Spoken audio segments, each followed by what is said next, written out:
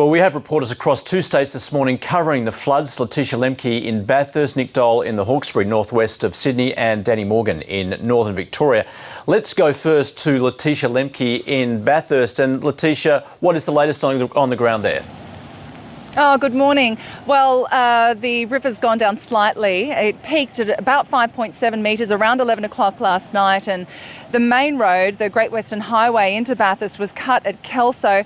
Cars started coming through early this morning, and that area is clearing up. It's very slow in dropping in its levels. You can see behind me here the Gordon Edgell Bridge is completely underwater still, and the water comes really just metres from houses. But right through this low-lying area, the council's been buying back land over the last couple of decades, and so really the risk to housing has been limited. They have been sandbagging in the area, and police say that they've had to rescue 5 people last night who ignored road closure signs and drove in and became stranded.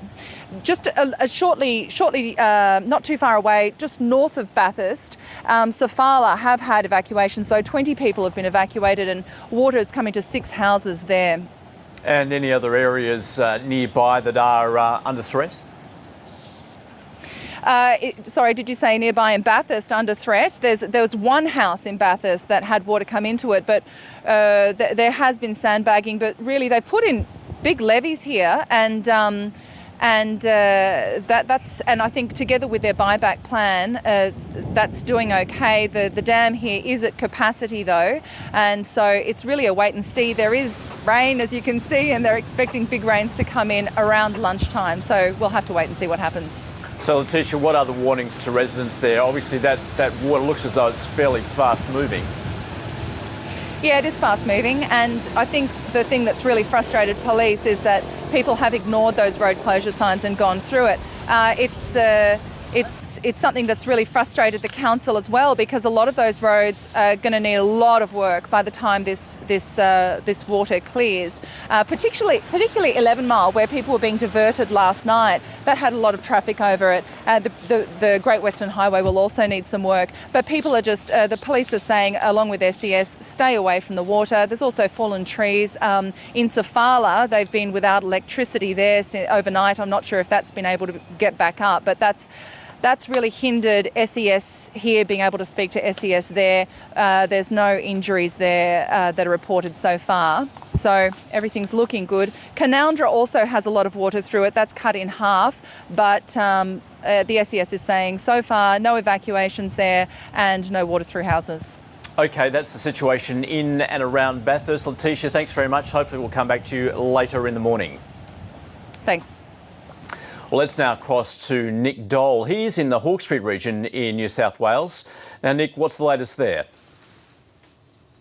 Oh, hi, Andrew. Well, this area hasn't been affected by heavy rainfall this morning, but what is going to play a major effect on low-lying areas around here is that huge release from Warragamba. It's making its way downstream. Now, obviously, the water takes a long time to get further down the Hawkesbury-Nepean area, but just earlier this morning, the gauge at North Richmond was at 5.4, and the residents are being told in the area where I am. I'm here at Richmond Lowlands, Pitt-Town Bottoms, I should say, but Richmond Lowlands, which is further upstream, and also Grono Point. Residents there have been told to evacuate. Now, that's about 900 people who are affected. They were given a fair bit of notice, Andrew. They've known that this could be a scenario for about a day or so. So they've been able to gather many of their belongings. It was only this morning, in fact, about 2 hours ago, that the actual order came through telling about these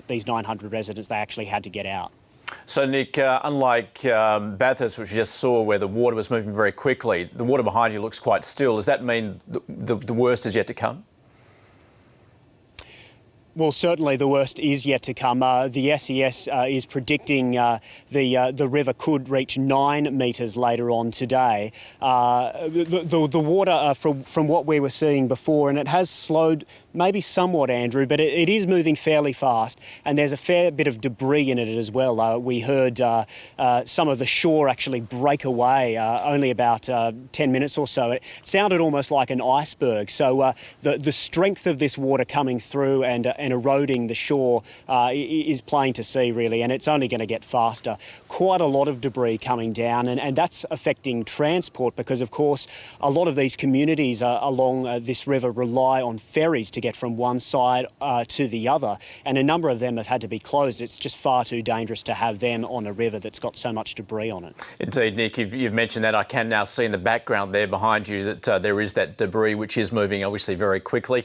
Can I also ask you about Warragamba Dam, Sydney's main dam, that has overflowed for the first time in 14 years?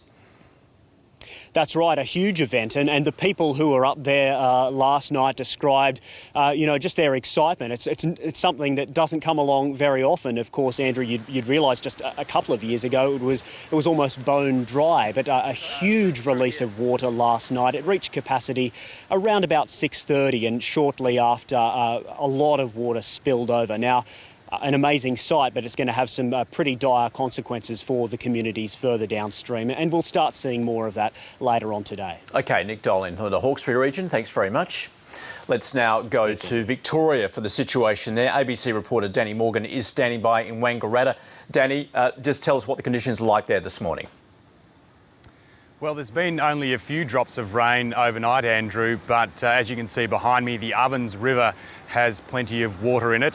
There's no homes here in Wangaratta under threat at this stage, but the concern is the predictions of about between 80 and 100 millimetres of rain expected to fall here today and tonight.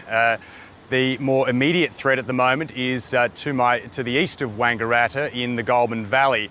Several towns there are either isolated or close to being isolated. The town of Katamatite is one of them.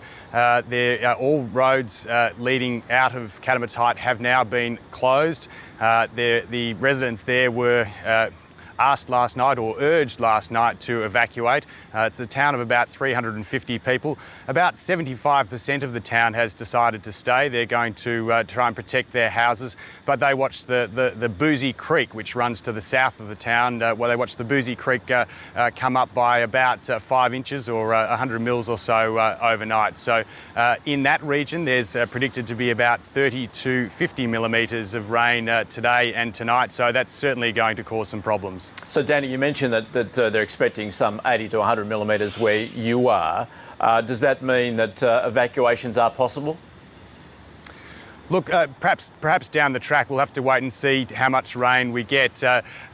I guess generally what happens in these floods is that we get much more rain in the ranges to the east and northeast of Wangaratta, and then it gradually filters down through the valleys, through quite a number of rivers that move through and come to Wangaratta. But certainly some towns up in the foothills might come under threat today if we get that rain. Towns that have been mentioned are Harrietville, Paulpunka are among them. So I guess it's wait and see. The Weather Bureau are saying that the rain band that's coming across is moving across a bit slower than expected. It's going to come later this afternoon and tonight, but they say the intensity is as expected. They're still expecting rainfall of up to 100 millimetres in this area. OK, Danny Morgan in Wangaratta. Hopefully we can check with you again later in the morning. Thanks very much.